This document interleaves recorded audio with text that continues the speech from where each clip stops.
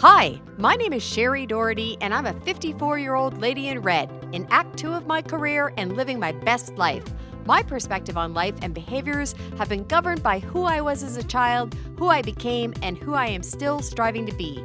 People my age are beautiful, bold, confident, and full of wisdom, and truly, the encore of the story of your life is still when the best songs are yet to be sung. My mission in this podcast is to shine the spotlight on people like me, have real conversations about reinvention stories, and inspire you to continue to follow your dreams regardless of your age. I'm doing it for Daisy. Who are you doing it for? Hello, I'm Sheri Godfrey, and I'm super excited to be here. I'm here really to let you know that being 50 in the next stage and in the next chapter of life is freaking awesome. Everything that I have learned up until now has built me into the person that I am today, an outside-the-box thinker. Somebody who can intuitively tap in to what somebody else is thinking so that we can draw out their best self. See, I've had some hard knocks. I've fallen down, I've stumbled, skinned my knees, and I've stood back up again. And today I stand before you taller and prouder than I ever have before.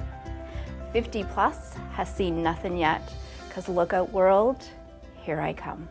Welcome to episode 2 of the Encore Podcast. Today, I am having my very first special guest, and it is my honor and my privilege to introduce to you my friend and someone I often collaborate on business projects with and plan to do so much more in the future, Sheri Godfrey.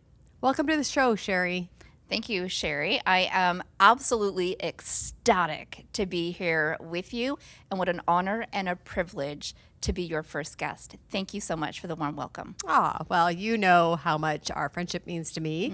It has certainly blossomed in the last year or two. We had a lightning moment and suddenly we were besties. And that comes from a shared passion for who we are and for lifting each other up and for growing businesses and shining the spotlight on other people like us, which kind of brought us to the natural conclusion that you would be my first guest today. So I am very excited about that. Why don't you tell everyone a little bit about yourself? And I'd like to start with, what was your life like before 50? So whatever you're willing to share, who you were, what you did, some of the highlights, some of the lowlights, if you're willing to share them. Just tell us a little bit about Sheri. Wow, before 50. Highlights and lowlights, there's been some, literally and figuratively. So I'm a military brat, for those who don't know me. My dad spent 35 years in the military, and I grew up in military housing. I never actually lived in what I would classify as a real home. It was always in military housing with military families. And I think that has really given me the foundation of who I am. I tend to not plant roots very firmly. I'm ready to go at a moment's notice. And I think that ability from the military has really entrenched in my soul. Some of the lowlights, though, of being in the military is that I always felt like I was that odd girl out. That I never really truly fit, that my roots never really were firmly planted. I always felt like I was that girl who was on the outside of the circle, peeking in, just wanting to be like one of them, but always being on the outskirts. So for a while, I really was a wallflower. I was meek and mild. I was quiet. I tried not to say too much because it seemed like it just wasn't the right thing to say at the right time. So for a lot of years, I stayed silent, which is shocking for those who know me now. That is not the woman that I know. That Shocking. Is, thank you for being so honest so quickly, because that is not the woman that I know. No, and that quiet girl, so to speak, is the girl who got married in her early 20s. So I got married 2021, had my kids. I had 2 kids under 2 by the time I was 23. Oh boy. And I was living across the country. So I'm from Nova Scotia, and now I'm in Victoria, BC, with no family around with a husband who's a sailor, who's never home. And believe it or not, yes, sir, no, sir. How high can I jump, sir? That was me. Wow. That was me. It was one of those that we knew our place in the military. And if family had been wanted by the military, it would have been part of the kit that was issued to you. So family was not to cause trouble. They were sort of to sit back and just wait for what was going to come. And I did that. And when I look back now, I don't regret doing that because it has given me the opportunity today to be able to stand up and say, yeah, hell no. Right. Not anymore. So it was a really big pivotal moment when I decided to leave my marriage. Oh, okay. We're going there. Yeah, and it was a Okay. volatile split. It took me down to the darkest depths. I've been in court probably for about 12 or 13 years throughout that demise of the marriage. It's really not a great place. But what it taught me was to stand on my own 2 feet. Yeah. That if something was worth fighting for, you had the right to have a voice. You had the right to stand up and scream, and you had the right to stand up and say, no more. Right. No more.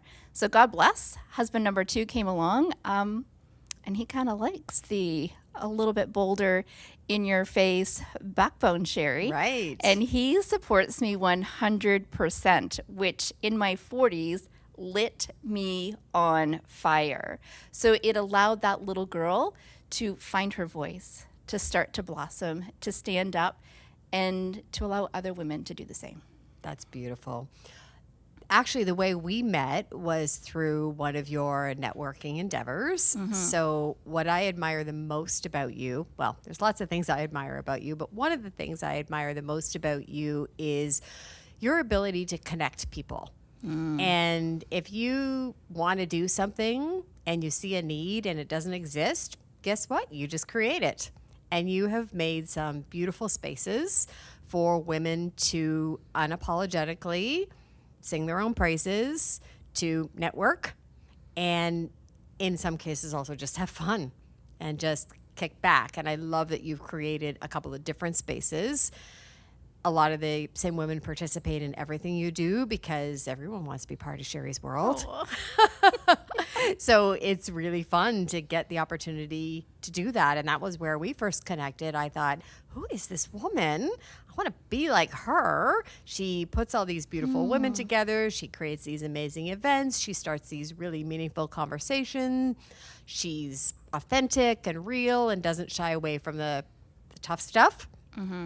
But I think a really important moment for me when I was getting to know you was we did a workshop together that a mutual friend put together. And it was at a time when I was in a season of change. So I wasn't in my best place. I think I cried all day.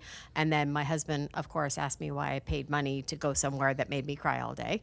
Good question. However, you were also there and you were being pretty authentic that day as well. And you shared, and I will never forget, that you are the best at bragging on other people and shining the spotlight on other people, but not so much yourself. 100%. 100%. There is nothing that I love more than being on stage. So I've had a gift to speak from a very young age. I now know that that's a gift. But I've always found myself standing at the front of the room, not afraid to be there, not timid to be there, but unworthy of holding that space. So if I bring somebody else up and if I highlight them, it takes the spotlight off of me and it allows somebody else to shine. And I love allowing other women to shine, and I absolutely love sharing the spotlight, but it has taken me some time to learn that I too deserve to be in that spotlight on my own. Oh, hell yeah, you on do. my own. Hell yeah, you do. And that's probably the biggest fault, if we can call it that a lot of business coaches have labeled me on, is that you don't take the spotlight enough for yourself, that you deflect or direct it to somebody else. And then sometimes you do just need to stand on your own, knowing that nobody else needs to be in that spot. in order for you to occupy it as well. It's been a really hard growing lesson. Yeah, it's a big journey. It's a big journey. It is definitely Yeah. a big journey. I know you talked about the big change, obviously, personally, when you were in your 40s and you left a marriage and started again. I have so much respect for anyone who'll do that, because I don't want to see anyone stay in an unhappy place. Forever is a long time.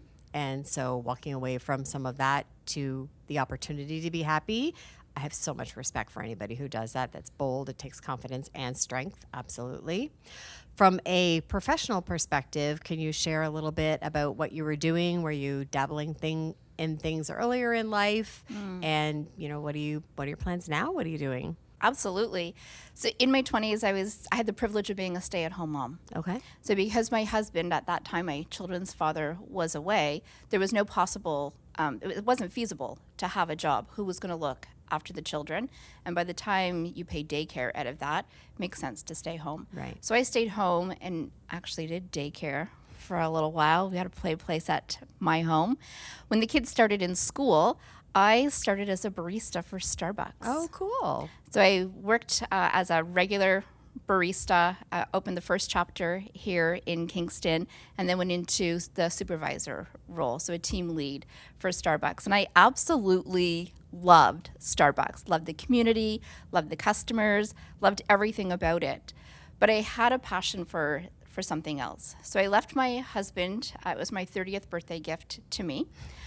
And I decided to go to hairdressing school. Okay. It's something that I had always wanted to do. You have so many layers. And my ex-husband didn't quite see that vision. So off I went to hairdressing school, which in and of itself, I was shocked at how hard it was to get into hairdressing school. Not to minimize a stylist or an esthetician, I wanted to go to St. Lawrence College. And I'm from Nova Scotia. I did not have my grade 12 diploma with me. I had my university transcript. St. Lawrence College wouldn't accept me. Wow. So I wound up going to Marvell Beauty School, so a privately owned school. And I think I was better for it. It was a smaller class, more hands-on, and I learned an awful lot in that place. I went on down the road to own a salon, Good for you. had a team, loved it. Then I took my aesthetics course. So I've got the hair and the aesthetics. And I was worked into wholesale division. So I was working for wholesale suppliers as an instructor for the aesthetics department. Going into salons, if I might be a little honest about it, Brazilian waxing had just come into play. Oh. And I was one of the instructors here in town who would go into Wow, I salons. bet there's stories in there. There is many stories in there, and my We'll current leave them husband, in there. last husband, has said, it's like, I don't want to know what goes on behind those curtains. I'm like, no, you do not. I've had an injury come back to haunt me, and I wound up having a shoulder resection. So I could only be fixed if I chose to give up the profession. So I struggled with that for about 5 years, managed to give it up, and then went into retail management Okay. in the beauty department. And I thought I was going to live there forever. I was happy. My sales were always on point. We were top 10 in North America. I was the highest paid manager in all of Canada when you look at all of the bonuses and all the prizes that I would win. And my husband decided that he was going to clean his act up. And he decided to become sober. Oh, that's also great.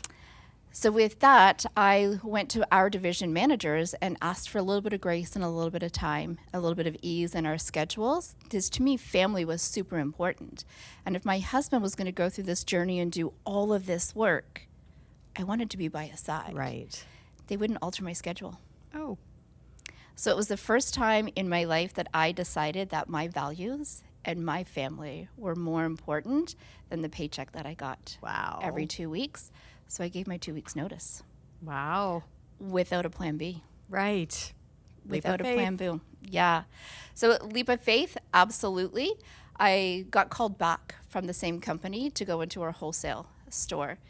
They were struggling with sales, teams were low, and we needed to bring them back up around. So it was logical that I would go back. My husband at this point in the game decided that his plan A wasn't working for him. So he showed up on my doorstep at work and let me know that He quit his job. Great. No plan B. So we were really great at having no plan Bs and just taking that leap of faith. Right. And things have just evolved. I've tried many things since that, many things that require me to stand on my own 2 feet, to have me responsible for just me, no end paycheck at the end of the road. And my girlfriends will say, it's like, we never know what you're going to do tomorrow. Right. I'm like, you're right, you don't. But I can tell you one thing. I know what's not going to work. And I know what I didn't like yesterday. Right. And tomorrow's a brand new day. It's a gift that we each have, and I choose to take it and run with it. So beautiful. So as we've talked about, and I've shared with the listeners previously, I like to put my decisions and my thought process and my future vision of myself through a filter. So, who I was as a child and her thoughts and the decisions she made, and then who I was in the middle, which was, a different person completely, and who I'm still striving to become in my future and what that vision looks like for me. And I call her Daisy, and there's lots of great reasons. What does future Sheri look like? And does she have a name? Is there a vision for her? And does any of that resonate with you and the plans that you have for your future? I don't think future Sheri has a name. Okay. I think I'm good with owning who I am today. And I think the Sheri of yesterday would have chosen a different name to escape. Interesting. And I'm confident and comfortable now with who I am that Sheri works. Sheri works. And I mean, I do have a unique spelling, so it's not like I'm an everyday, just like you, Sheri. We both have Which very is crazy because both our names are Sheri. and spelled completely different Yes. in not the traditional model. So if my name's not spelt in the traditional way, then why would I want to assume something Right. else?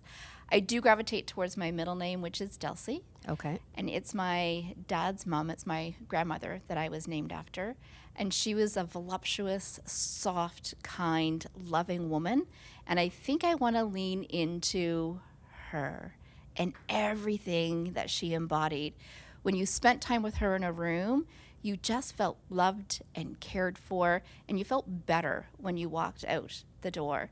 And really, my future self and my today self, that's really what I want to do. I want to bring people into that warm fold, and I want them to feel ooey gooey good and better for having spent some time with me. I do want to stand unapologetically on my feet. And a good girlfriend has told me that if it's not a hell yes, it's a fuck no. Oh, yes. Preach, sister. And that is how I choose to live tomorrow and all of the days after that, striving for those hell yes moments and leaving the fuck no's behind. That is so beautiful. Mic drop. We can end it there. I do have a wrap-up question I'm going to ask all of my guests. So if you could speak to 25-year-old Sheri, what would you tell her? Leave sooner. Ooh, interesting. Leave sooner. Yeah, it's not as scary as you think it is. Right. You'll be fine. That is so good. Such a profound message and so important. I love that. Thank you. You're welcome. I sincerely want to thank you for being my first guest on the Encore Podcast. This is really exciting. I will share with the listeners that Sheri and I have lots of adventures and collaborations lined up for the future. This is not the last time you're going to hear from the Sheri and Sheri dynamic duo, but we'll leave that for future episodes. And I just want to ask the listeners as we sign off today, you all know I'm doing it for Daisy. Who are you doing it for?